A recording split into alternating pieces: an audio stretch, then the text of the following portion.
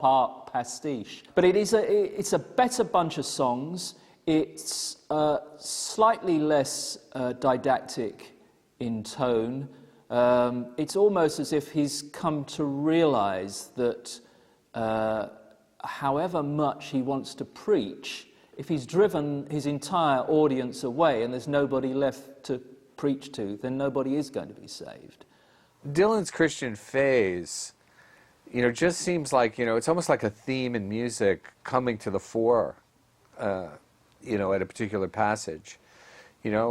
These kind of ideas of apocalypse and judgment and, a sense of kind of moral outrage. I mean, that's a kind of continual thread in Dylan's music and Dylan's attitudes.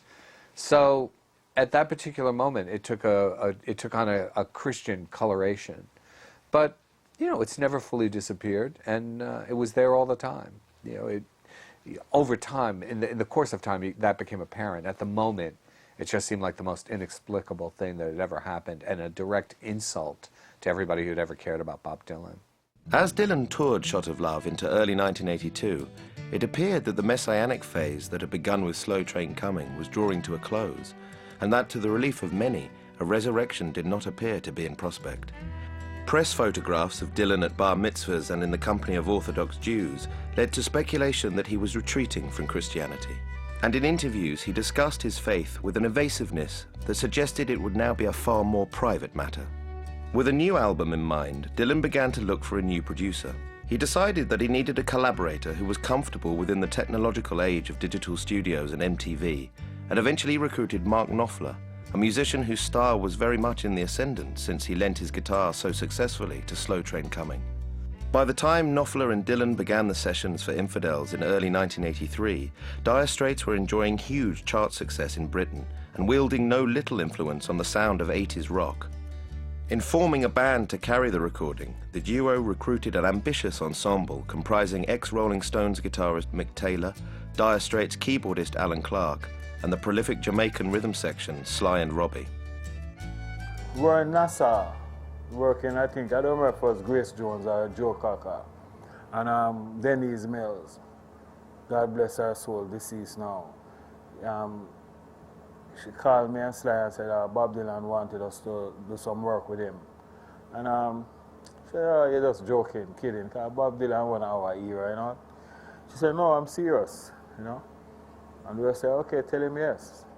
Robbie came to me and said, guess what? He said, got the call from Bob Dylan, want us to come and play his album. I said, you're kidding. I said, no, that's not real, because we idolize Bob Dylan, And he said, yes, sure. I said, okay, let's go. And he said, you ready? I said, yeah. And I don't know if we came back to Jamaica first, and then we went to Miami, and then went up to New York, and we met Bob. I said, yeah, and just start playing. I never really approach anyone and say, well, expect them to be nowhere, nowhere. Just know, we don't go in, we know Bob Dylan, we know him from the scene, right? It was just cool, not cockety or anything, just, all right, how you doing? We meet and greet, and start get down to work, They say, I'm going to blow you guys up. I hear you love to work, I'm going to blow you up. We say, all right, we'll see who fall out first. He fell out first. Couldn't keep up with us. I thought that band was magical. I just thought that they gelled fantastically well. I mean, you had Robbie was great, Sly was great. They didn't do really expected things, and then you had Alan Clark doing his stuff. And Bob, I think, is one of my favorite piano players ever. I think he's fantastic piano player. And then you put Mark's guitar on one side and Mick Taylor's guitar on the other side. It was done. It was just amazing. Shooter is my thing, love Shooter. And with Bob, as I said, Bob worked just like how we work. Just go in and just from one song to the next, just get down to business.